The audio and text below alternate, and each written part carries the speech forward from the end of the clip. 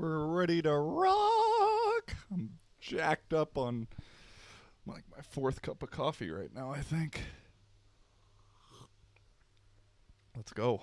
Yo, yo, yo. Welcome back to episode, what is it, number 18 now? Living for a living, baby. How you doing? Yeah, it is 18. had to check there for a second. I'm all over the place. Like I said, a little hopped up on coffee this afternoon. Just a little jacked up in general. A lot of exciting things on the horizon for me, or have already happened or are in the process of happening. And I mean, I guess that's kind of always the case, but right now it really, really feels like that. Sorry, I'm again a day late right now, recording this on a Tuesday, posting on a Tuesday night. But as I learned last week, is you don't want to force it. I was getting ready, set up to record last night on Monday at like 9:30 p.m. and I had my stuff kind of written out and all of that, and I just wasn't really feeling it. And I wanted to stay in the rigid discipline of Sunday or Monday I record so I can post. And I wanted to go down to the beach with my girl for sunset, and just, had to meet up with another buddy in a short time, so I was going to be kind of rushing it. And I said, you know what, let me take my own advice, not force it, and I'll do it tomorrow, because there's going to be a reason for doing it tomorrow instead. And lo and behold, I was right. So, I think that's just what I'm trying to say, advice to myself. Anytime I talk to the camera and I give advice or whatever, I mean, I might be giving advice, but I'm really just trying to talk to myself to remind myself of these things. And so it might come off as I'm talking to you, but really I'm just talking to me when I watch this at a later date. And then if it helps you out, that's awesome also. So basically, just don't force shit. Let things happen. Let it go. Be disciplined, be strict, be rigid. But at the same time, if you're not feeling something, if something's feeling off, like don't force it. Let it rock. Because like I said, it all happens for a reason. And for me, this reason today was, well, a couple things. Shit. It's official now. I can talk about it. Buying the bus tickets today. We'll be playing in the 2020 season in the fall in Czech Republic. And I'm pretty excited about that. I got another week or so here in Barcelona before I move over there. It's a city about an hour or so outside of Prague. I'm going to butcher the city area. Vyskochnia? I got to learn how to say it. There's always weird names for teams, or the Gladiators. And yeah, man, I'm super excited. Not only just to play football again for the 2020 season, I ended up getting a couple other offers throughout the last few weeks while it was still unsure. And so it was kind of nice to get those offers. But then this team, the Gladiators, I just got a real good feeling about. In short, it's like almost a mix of the Portuguese team vibe, which was a great experience, and then the Polish team that I was on, both teams I was on for 2 years. It's kind of, to me, I know I'm not even there yet. I've just only talked to a few dudes on the team so far. It just has this feeling right now, to me, inside of like up-and-comers, but also with a lot of talent and experience and hungry. And I'm excited to just go in there and, make whatever impact I can. So in 9 days, I'll be in Czech Republic. I got to take the bus to get there because Czech Republic's pretty strict right now with all the COVID restrictions and everything. And so I'm not sure. I'm in kind of a in-between space legality-wise with passport and my Irish citizenship. So just playing it safe. And Czech Republic's only accepting Czech citizens coming in through the airport. So I'm smuggling myself in. No, not really. But yeah, it should be. I'm excited for that. Minus the 30 hours of bus I'll be on in a week. But it is what it is. And then also, I get to confirm that. But then also this afternoon, I was just fixing the playbook stuff for this team, getting ready to send that off. And I got a message on Snapchat from one of my former college teammates, Doug Guy, who I haven't talked to in 4 years, probably 5 years. And he sends me, and I'm never on Snapchat either. And he just sends me a random Snapchat, and I open it, and it's like a link to a video on Snapchat, and I click it, and I'm like, what is he sending me? You know, like, what is this? And open it, and this guy's talking about, you know, on TikTok, there's a ton of conspiracy theories going around that are getting millions of views by teenagers. And then it cuts, and it goes to one of my TikToks that I had from like 2-3 weeks ago that's from this podcast, where I just said, you know, it was clipped up in a, you know, short, concise format, just me saying I think the George Floyd thing was a setup. And it cuts to me and kind of shows two things, me saying that twice, and then the guy says, like, you know, there's people on there talking about this and 5G and COVID and blah, blah, blah, blah, blah. And I was like, no fucking way. Like, it's on the Good Luck America Snapchat if you want to check it out. I mean, I don't know if it's available still, but that was a trip, man. Like a super trip to see my own face sent from somebody else. And I'm just like, because that video now I think's around 400,000 views. I think a little less actually. And so to see that, and I mean, there's ones with much bigger and better views and get into more depth, but for them to come and use mine, like, mine was blown. And so I got pretty stoked on that, because by no means, like, do I want this podcast or my TikTok or any social media, anything. Like, I'm not trying to be a conspiracy theorist guy. Like, I try not to use those words just because it's gained a negative connotation to it over the years, which that's a planned thing. There's more conspiracy for you. But and so I always say, like, alternative ideas or alternative facts or whatever. And I'm not trying to be the alternative guy on here. I'm just trying to speak my truth, and sometimes that gets in line with the alternate ideas. You know, I just really want to have an impact on people positively. And so whether that be talking about life and my experiences, or interviewing people and talking about what they've gone through, and, you know, just being able to help.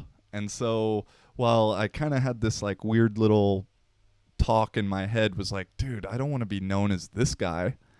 But the thing is this whole social media thing is a game. I mean, life is a game. And so if that's going to get me a little bit of recognition in order to get into a position where I can have some more impact on people and get my truth out there even more, then that's fine. I can be known for that for a little bit, and then you can switch it up. You know, I mean, think back, Gary Vee used to be the wine guy. So shit, I'll start as a conspiracy guy, and then we'll mold as the times change. But that was just a crazy thing. You know, I've been talking about TikTok the last episode for sure, maybe episode before it also. And for it to just do that and then get on Snapchat, you know, it's like, what the hell? But I mean, it's all, I don't know. I'm a big guy with the universe, believing in the universe, thoughts and manifestations, and that was actually something I heard the other day on TikTok, surprisingly, where the lady on there was saying how, talking about manifestations, and I guess I don't know it fully, but the CIA released some documents that say, like, parallel universe exists, which kind of is what the reason for manifestations working. Please don't quote me on all of that. I watched the video like 2 or 3 times and then scrolled up, and that wasn't what I took from it. The thing that I took from it was that we don't manifest our thoughts. we manifest our intentions. And so for me, it really like was like a light bulb going off, because for me, I always kind of felt like we like I'm always thinking, and I always felt like thoughts and intentions were synonyms, basically, or almost the same thing. And I realized that that's really not true, and that, you can think things and not intend them, and you can intend things but not exactly think them. And so intention is much more of a feeling than it is a thought. And so that's something I'm kind of taking with me, and with the Snapchat thing and all this shit, like it makes sense now. I've been in my mind, I've with this podcast, with everything I'm doing, like I want to get my message out there. I know and I've had some great feedback from people from all over talking about how, hearing what I have to say at a, zero filter. While I may not be right, it's just my own opinions at times. Just the no filter, no bullshit, speaking my truth is very refreshing to hear. And so, like, to everybody who said that, I appreciate it, because it's always nice to hear that stuff. And these little things are all kind of just like confirmations towards the intentions being manifested. And so that's where we kind of start it with. It's crazy, dude. Like I can't really like wrap my head around it. I had to watch that video a couple times, and every time like it switches and my face pops up on it, I was like, no way, dude. So got that one saved for the archives. Hopefully that's the first of many. And like I said, I'll be the alternative opinions guy for a while, if that's what it takes, and then eventually we can take off in a new direction when it needs to do that. But so a lot of exciting things with the podcast, the vlog. Just finishing up the Nepal stuff right now. Got maybe a couple more days of work of that, 1 or 2 more episodes there. And then moving here in a week or so, and just kind of that next step. And once I started thinking about moving again, I know a lot of people here don't know my life story or whatever, and so I thought maybe it's kind of a good time to explain where I've been and where I've lived and who I've lived with and this and that, because not to like toot my own horn or whatever, but I think I have a pretty unique path, and I've had some very different experiences in terms of like where and who I've lived with and those kind of things. And I think that's like I'm so grateful for that, because I think that's what's shaped the way I view life and the world and people. And so I don't know, I think maybe I'm going to just kind of go through, and this is fun to talk about, because as I was kind of typing it out, I like remember, oh yeah, I forgot I lived with him and we had this thing. And so I'm going to just kind of go through the last like 10 years or so of my life, I think, since I was 18. I'm 29, 10, 11 years, and talk about where I lived and who I've lived with, and a funny story here and there about each person. And yeah, and so I'm born and raised in Issaquah, Washington, which is a little suburb right outside of Seattle, although it's growing a lot now. And I lived in the same house from 0 until 18 when I moved out with my mom and my dad. And then didn't really do much traveling when I was younger because of sports all the time and everything like that. And so I always knew like I really want to travel. I just never have had the opportunity to. And so first place I moved after high school was I went to junior college down in the Bay Area, down in California.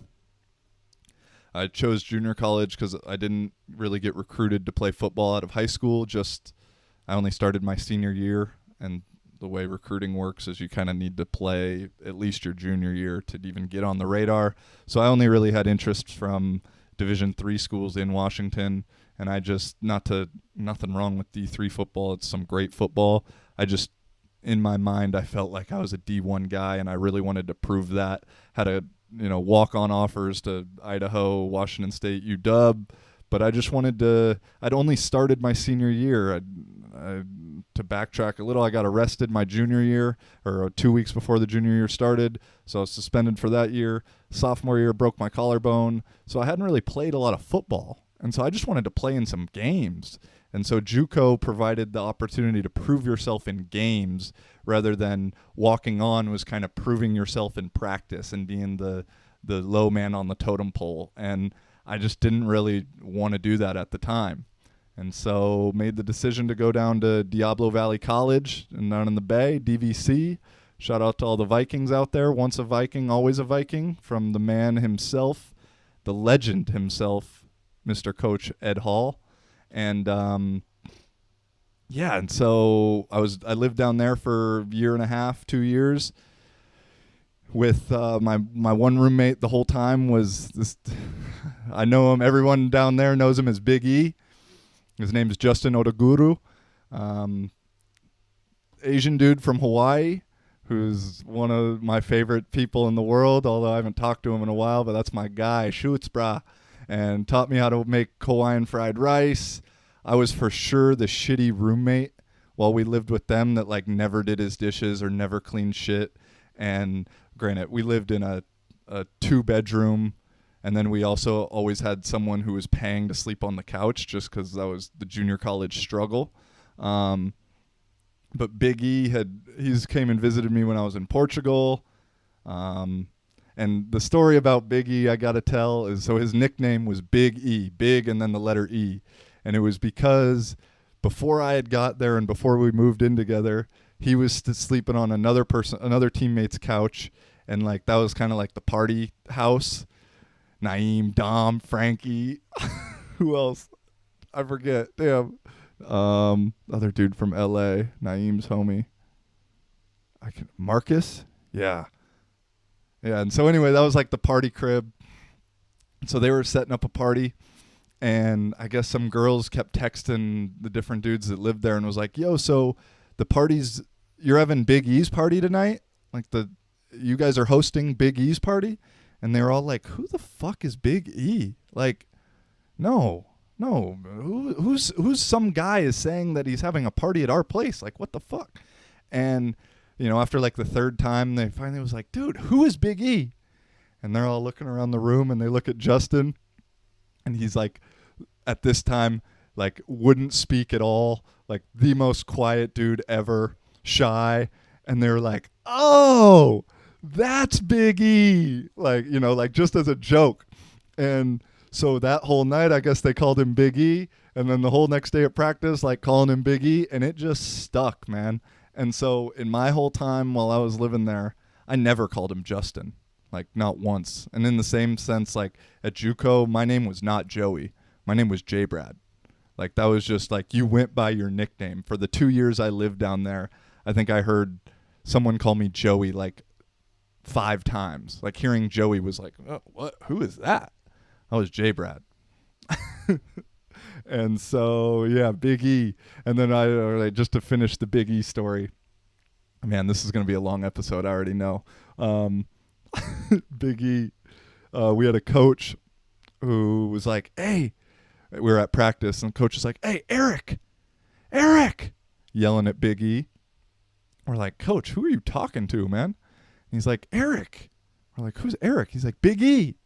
Isn't his name Eric?" We're like, "No, dude. His name is Justin." He's like, "What the fuck? Why do you guys call him Big E then?" And so, yeah, that's the legend of Big E. My guy. I love you, bro. And then, so while like I said, we always had someone sleeping on the couch. And for the first year, it was the homie Lil Moss, Kevin Moss. He was from the Bay Area, but then I think went to high school down in Louisiana. And he was a good old time. Only fuck with bad bitches, he used to always say. That'll stick with me forever. And then he ended up moving out, getting his own spot the second year. And then we had another dude come in named Anthony, a.k.a. Boogie, who, rest in peace, bro. He passed away, I think, 3-4 years ago from cancer. He was a dude from North Carolina. Man, I'm getting chills as I say it right now. But he was a fucking awesome guy from North Carolina, or grew up in Connecticut, but then moved to North Carolina for high school, or vice versa, one of the two.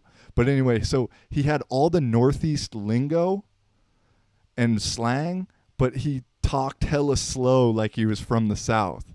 And so he'd be like, "Word B."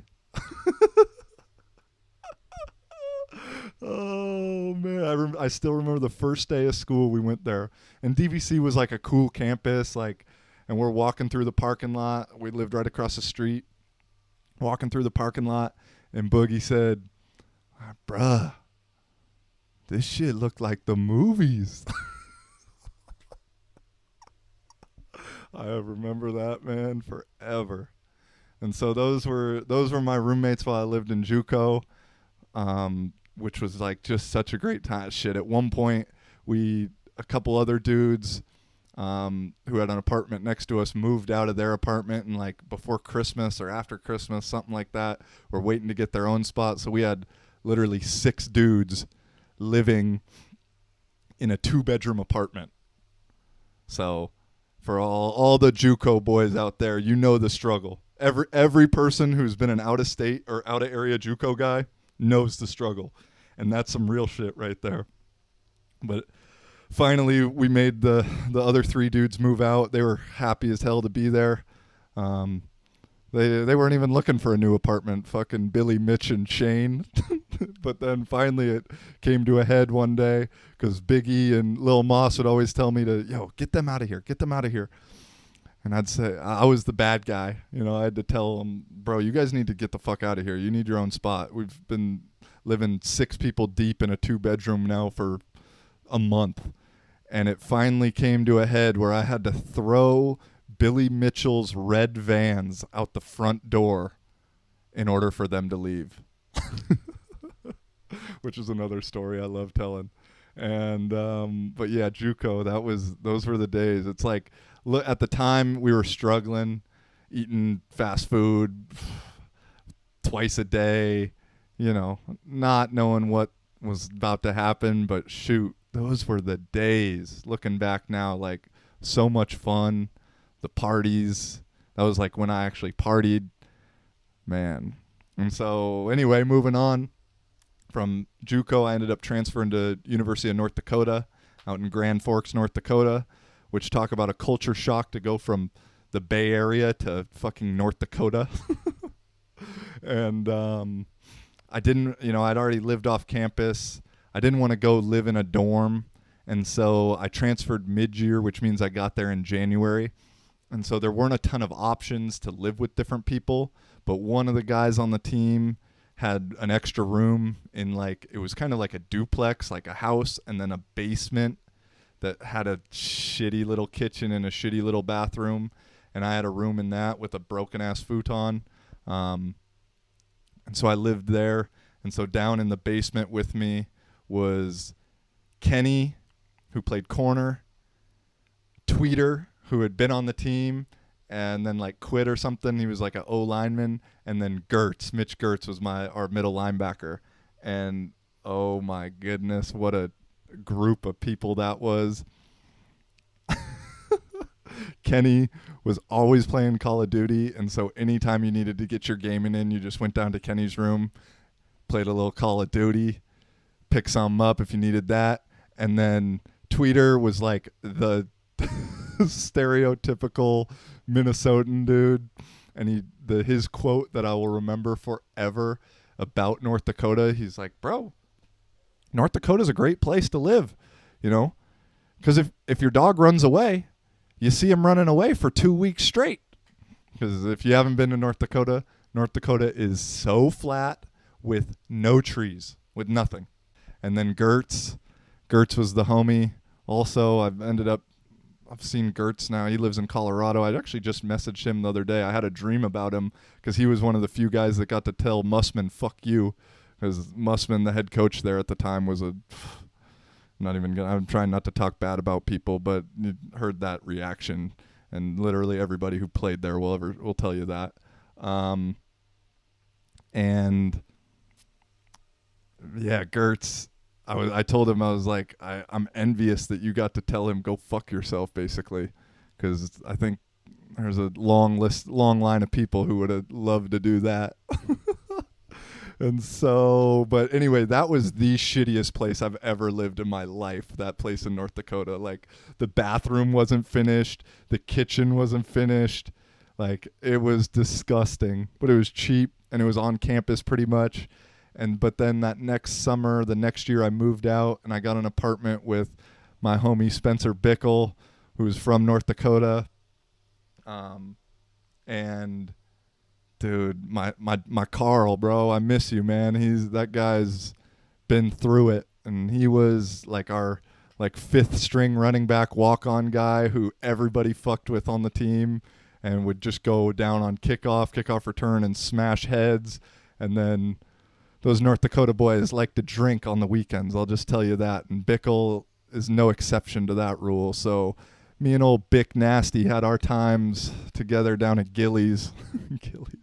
Gillies was like the main bar that you'd go to that had like North Dakota, because of the Indian reservation stuff. Like, in the whole state of North Dakota, you can play blackjack in bars, like dollar minimum. So you walk in, there's a blackjack table and a bar, and then you walked around that, and there was kind of another bar with the seating and stuff like that, and booths. And then there was a dance floor, and then there were pool tables and maybe foosball tables, I forget. And then the kitchen. So it was a big spot. And you could, if you knew someone who worked there, you could get on the VIP list. And if you I think you had to show up at like 10 or 10:30.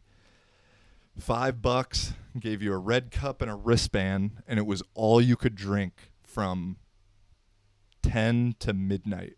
And it was a way for them to just get people there. And I don't know how they made any money doing that, because I mean, all you could drink, I mean, Red Bull vodka, Grey Goose and vodka, like anything, you had it. And so spent a few nights there, you could say. And then but yeah, I ended up transferring and leaving North Dakota, and was supposed to go to Illinois State. Things got all fucked up, long story short, and I wasn't able to get there for multiple reasons. Main one being like my transcripts from JUCO wouldn't get there in time. I transferred super late in the year. So anyway, I moved back home for a semester and just worked while living at home. And I was super, super fucking embarrassed to be back at home, without a college degree still, like in between. I didn't know where I was going to go play next. I knew I had to go Division II because of transfer rules. And I ended up getting a graveyard shift at Gold's Gym. So I worked from 10 p.m. to 6 a.m. 5 days a week.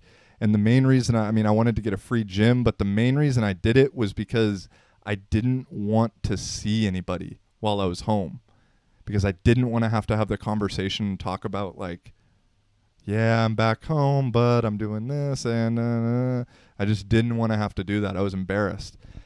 So by that schedule, I like wasn't a part of the normal society. So I kind of avoided those conversations. And yeah, that was a kind of dark period of my life for sure. And I ended up transferring to University of New Haven, which I kind of hustled my way there. I had to go D2 because of transfer rules, like I said.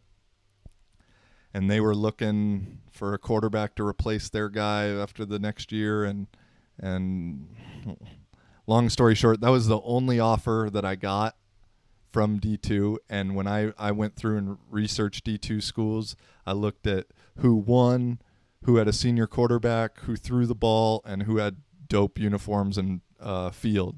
And literally for all four of those things, it was New Haven. And so like back to like the thought versus intention thing, like I knew I was going to go to this spot. And I probably sent out 50 emails, probably got 5 or 10 back, 2 or 3 with interest. New Haven actually flew me out for a visit, which is like unheard of in D2. I worked out there, killed the workout, and then was able to get half of a scholarship for football and then half for academic, because that last semester at North Dakota, I knew I was going to transfer. I knew I was getting fucked, or not fucked, but just it was a bad situation. Yeah, I was getting fucked. And so I did really, really good in the classroom that last semester. I had like a 3.6 or 3.7 because I knew wherever I transferred, if I'd have to sit out for a year if I went D1, and so maybe I could get some academic money to help pay for that. And it ended up working out exactly like that. Got half scholarship football, half scholarship academics. Rest was history. And while the whole time I lived in Connecticut, I lived with this dude named Troy and his girlfriend Audie. And Troy was like 42, 43-year-old black dude from New Haven, from Connecticut. And Audie was his like 30-something-year-old Puerto Rican girlfriend. I don't know who was more surprised, like when their friends would come over and see me in the kitchen. It was so great. And I can still remember, like, I got his number because someone else on the team lived across the street. And so they knew Troy. Troy was a fucking awesome dude. Shout out Troy. I lived with him again when I was back in Connecticut coaching. And so he had told other guy on the team he had an extra room if someone needed it. And so I called him up or left him a message or whatever, said, "Hey, it's Joey Bradley. I'm looking for a room. I heard you had one from Chris, da-da-da-da-da." He calls me back. He's like, "Hey, man, yeah, I got your message." He said, What'd you say your name was? I said, "Joey."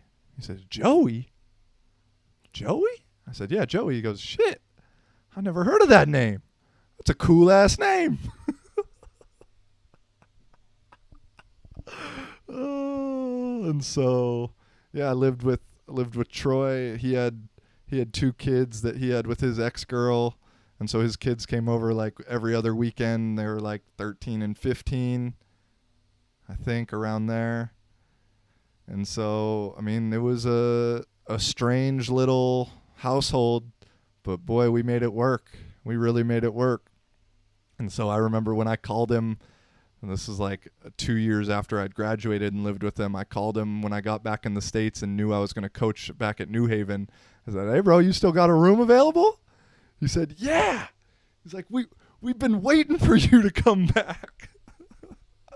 He's like, "We miss you, bro. So that room's yours. Just let me know when you're going to be here." And so back to Connecticut I went, but that was a couple of years. So getting back on the timeline, I was with Troy in New Haven. Then I graduated, moved back home, literally drove across country from Connecticut to Seattle, but I went Connecticut down to Nashville to St. Louis. My pops lives in St. Louis. To Denver, saw Gertz in Denver, Grand Canyon, Southern California. My brother lives in Southern California. Then up to NorCal, saw the homies from DVC, all the way up to Seattle. So that was like my senior year road trip. But then once I got home, I was just living at home. As I talked about on last episode, or the episode before, I kind of always forget. Kind of was going through some shit mentally with working a crappy job, bad, weird college relationship ending, and the decision to move to Portugal just kind of happened. And so I ran with it. And so I didn't know what to expect going to Portugal. And when I got there, I ended up I was in Lisbon, but the area is called Amadora, which, like, if you're Portuguese and live in Lisbon, you're making a face like, "What? You lived in Amadora?" Like, I literally always got that. It's kind of outskirts of Lisbon, one of the last metro stop when I lived there. And I mean, I guess it was much more worse in the past, but it was still kind of had like the reputation as like the hood in Lisbon, where like if that's where shit was going down, like that's where it was going down. And so like telling people like, "Yeah, I lived in Amadora," like you just got the craziest looks. But I loved it. Like, Amadora has a special place in my heart just because of the timing and what I learned about myself while living there and being independent and all that stuff. And, but yeah, there I mainly lived alone while I was there. I lived with this dude named Malcolm, who was from Baltimore, Maryland, Cherry Hill. who this dude like definitely a motivation in terms of like where he's came from and what he's been able to do with his life and how he's able to hustle the system in his own way and his own respect. Shout out to the Four Leaf Movement, Malcolm. Um, Although Malcolm wasn't a great roommate, I will admit that. Had to teach him how to do dishes. I don't know. I don't know how he never did dishes before meeting me. But I had to be like, nah, bro, you got to put the soap on the sponge. And then, like, and if it's oily, you got to do a little extra because that oil stays on. Had to teach him how to, I mean, I had to learn how to hang clothes on a clothes rack or like a clothes pin or clothesline, whatever it's called. Because in Europe, like, it's a luxury to have a dryer. Everyone normally just hangs their stuff. And so taught him how to do that. And then he ended up moving out. Kind of a long story, not really my business. And so I had this spot to myself. And so that was not, that was nice. I enjoy living by myself now, like but that was a switch up. I'd never had that. Although growing up, like living with my mom, being back with my mom, like we have a fairly big house in Issaquah and she stays in one room and I stay in another. So it's almost like I'm alone, but not.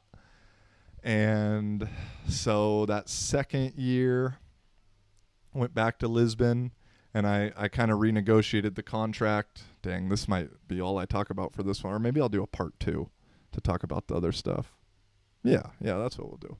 And moved back to Lisbon the second year, but I renegotiated the contract so, like, I wanted to be in the center of the city, or at least closer to the center, rather than being in Amadora, which I liked, but it was like a 30-minute, 40-minute metro just to get to like where it was popping.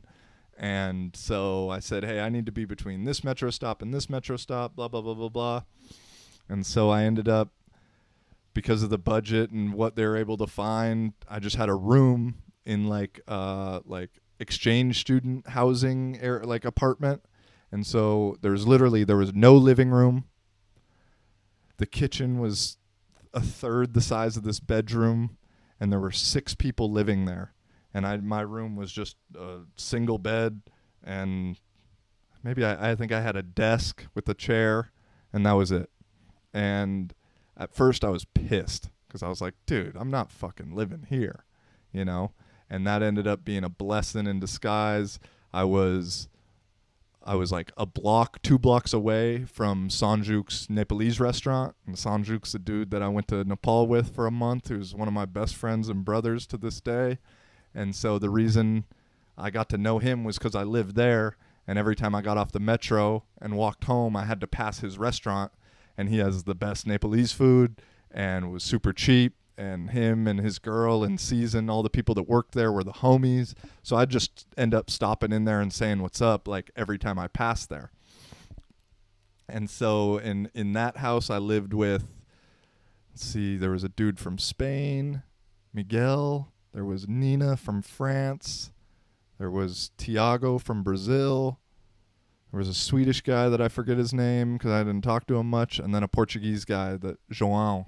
I mean, you can just guess if their name's João, and you're going to probably be right 50% of the time in Portugal. João is John in Portuguese. And so I lived with those dudes for like 3 months, and then that lease was up. I moved to a different spot. Same kind of setup with students, but this place was a little bit nicer. But it was all Portuguese and one Cape Verdean girl. And so at the first house, everybody spoke English. That was the mutual language. But at the second house, I mean, pretty much everyone could speak English, but Portuguese was the language of the household. So my Portuguese got so much better in that time because, like, I had to speak it all the time and had to listen to it all the time. And I can still remember, they were all from Portugal, but Maria, like, taught me how to speak Portuguese with a little bit of sass, a little com pouco de attitude. And so, that was a fun little experience. And then right after Portugal, I moved to Poland, Gdynia, Poland, where I took over there. And I should have had to live with the other import, but he got hurt and went home before I got there. So in Poland, I had a 2-bedroom spot to myself, back to living by myself. And then that off season, I went and coached in New Haven, so I was back with the homie Troy and Audie. And then went back to Poland for a second season and ended up having my own studio apartment there for that year. And then, came back home. This is where it gets a little fuzzy, although it's more recent. Came back home. That's when I went to Nepal. Went to Nepal in Asia that fall. So I was home for a month or so before Nepal in Asia. And then I remember thinking, like, dang, like, I knew I was going to go play in Finland the next year, and Finland uses NFL balls. I'm like, shit, like, I need to practice throwing NFL balls. I don't have one. I need to get one, da-da-da-da-da. My last day while I was in Thailand, my homie Colin, who was my import with me 2 years while we were in Portugal together, who's one of my best friends. He's the guy who sings the outro. He does all my music, pretty much all my vlog stuff. I use his music too because he's a fucking homie. And he randomly messages me like, bro, what are you doing January to March? He's like, I need you to come out to Orlando with me and work out at Tom Shaw Performance and throw to all these guys getting ready for the NFL. And I was like, oh, thank you, universe. That's exactly what I needed. And so back to the intentions versus thoughts kind of thing, man. I put it out there and it brought it back to me. And so for that January, February, half of March, lived in Orlando with Colin and Bert, and JB came out for like a month of that. And Colin is like one of the more similar people I've met in terms of myself, with just like being outgoing but also needing his own space. And like he's one of the few people that I've been able to like live with and like really thrive, and like not, I think I get annoyed of people pretty easily, to be honest, but living with Colin was a lot of fun. And then living with Bert was fucking awesome too, because Bert is like, if you think I'm the conspiracy guy, like Bert makes me look like a straight edge. And so I mean, I love it because I mean, I'm all for thinking and questioning. And so, you know, we had weekly discussions on if the Earth's flat or round, and is space real, dinosaurs real, the moon landing, like all these things. And Bert always had some information that might not be true, I don't know, but always had an argument and always presented it. And so it was fun to, you know, talk about some stuff. And man, Bert, that was, you know, I had to tell Bert, fuck you at one point. But after that, that like strengthened our relationship to the max. And I mean, I know at some point me and him are going to cross paths and work together again and maybe live together. Who fucking knows? And that'll be a lot of fun. And so I was out there, for a couple months, and then back home. Then I went to Finland. And in Finland, that was all messed up. I ended up living with another American dude, Mark, and a French dude, Rico. And maybe not my favorite roommates as a whole. Like, I like both of them as dudes and individuals. I just didn't really like living with either one. Marco liked to play loud music to start the days and end the nights. That's when I like a little quiet time. And Rico wanted everything to be super fucking clean all the time. And I'm not a slob, but I'm also not a neat freak either. So those two things are a little bit of pet peeves for me. I ended up leaving France, though, and then back home for a little bit. And then I came out here to Spain, and I lived in Barcelona. My house from the team was with an Italian dude, Danilo. And then at first we had another American who was the other import, Jabri. And then he ended up getting sent home, and we brought in a Canadian dude named Caden. And so they were both kind of younger dudes. They were like 22, 24-ish. I'm 29, 30-ish. Danilo was like 29, 30. And so I kind of felt like the old guy. And it was funny, like the roles had totally reversed. I was the really good roommate who was worried about being clean and all of that stuff, and all those fuckers were messy as hell. But yeah, and so then once my season got canceled, um, I ended up moving in with my girl here in Barcelona, and it was to start. It was me and her. She's from Venezuela, and then our other roommate was from Colombia, and so I got the Latina vibe, which they love to sweep and they like to be mad at anything. Don't tell them. And other girl ended up moving out. We got another Venezuelan dude moving in, Jordy. He's like 40 or so, and I've had a lot of fun talking with him about politics and Venezuela, American governments and conspiracies and all that kind of stuff. And so, yeah, I think I went on 30 minutes for that. I need a drink of my maracuja. And so, yeah, I just wanted to go through that. I know it'll be fun to look back on.